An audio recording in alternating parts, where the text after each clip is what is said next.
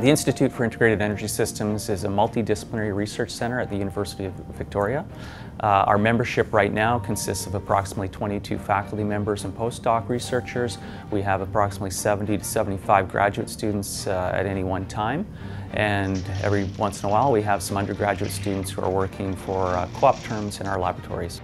The Institute was founded as a research group in 1989, and at the time the focus was really on hydrogen economy questions and the development of technologies to develop a hydrogen economy. Over the years we've changed our scope. It's broadened tremendously.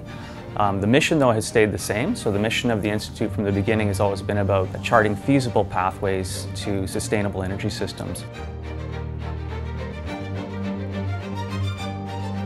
So my work focuses on energy systems integration, which is the process of coordinating the planning and operation of our energy system over a variety of spatial temporal scales and infrastructure systems.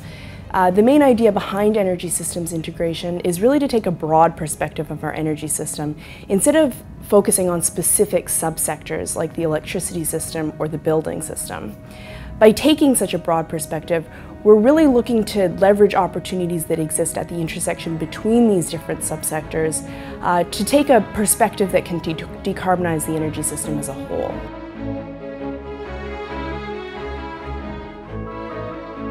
One of the areas I work on is cities.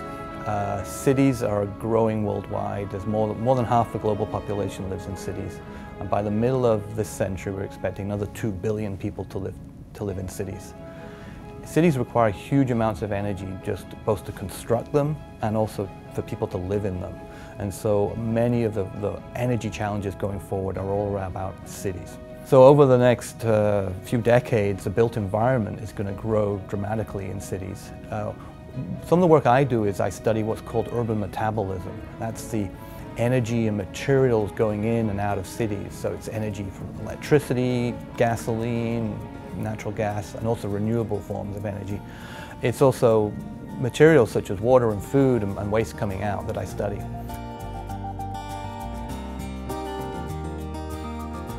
West Coast Wave Initiative, or WCWI, is a comprehensive wave-to-wire modeling study for wave energy technology. So the idea is to use computing power to simulate the operations of wave energy converters in BC wave conditions and try and get some detailed pictures of the energy that those devices would put out. And once we have that detailed picture, we're able to feed those numbers into some work that looks at how communities on the BC coast could utilize that power. So the wave energy research that we're looking at is important because it's a national priority to get remote communities that aren't on the main electrical grid off of diesel generation. And if you look at Canada, if you take a national look, the highest concentration of remote communities is actually on the BC coast. And unfortunately, mature renewable energy technologies that could replace diesel, like wind turbines or solar panels, which have a lower cost of energy, and you would think would be suitable replacements, they don't work as well in our climate.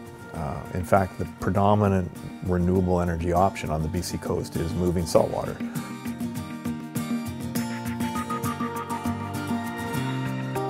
Integrated energy systems analysis is essentially an approach that allows us to look into a holistic manner at all the links in the energy chain from the supply of energy to its end use.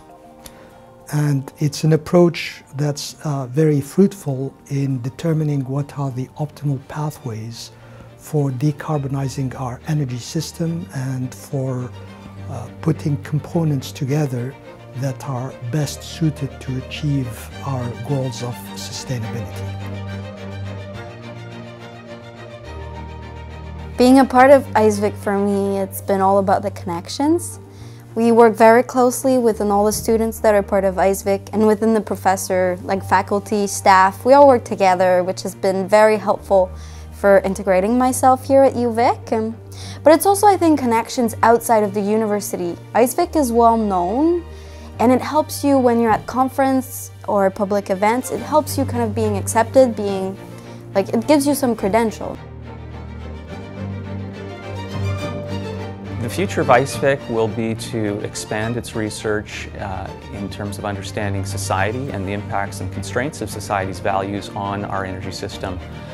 We need to transform a lot of infrastructure that has been built to last a long time, and the footprint of this infrastructure is significant.